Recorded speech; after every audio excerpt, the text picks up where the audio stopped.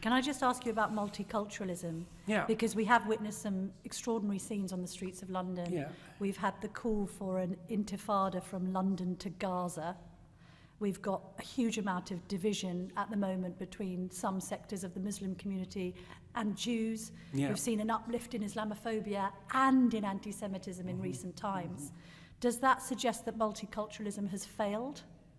Well, there was no such thing as multicultural philosophy. It's so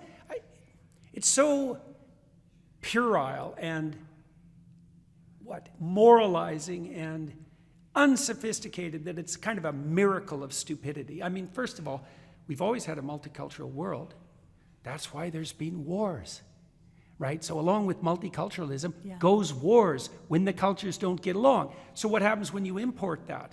Well, two things. You either import that under a unifying rubric, which would be something like the melting pot in the United States, or you retain the multicultural divisions. Okay, and you might say, well, we benefit from the diversity, which is arguably true. You know, I mean, when I came to London in the 1980s, I went to a reasonably good restaurant and I was fed canned spaghetti.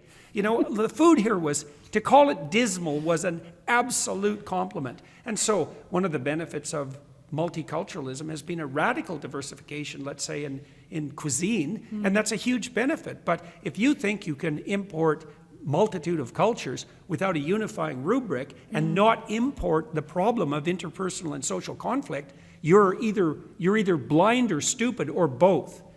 And both's a dreadful combination. So, like, on what basis does multiculturalism become peace? You wave some magic wand and all of a sudden everybody gives up their cultural differences and can live in harmony? Harmony defined by what?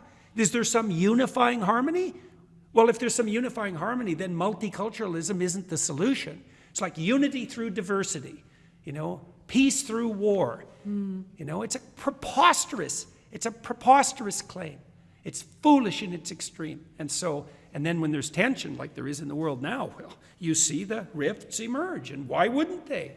Especially if you're telling people, you know, adhere to the dictates of your previous culture.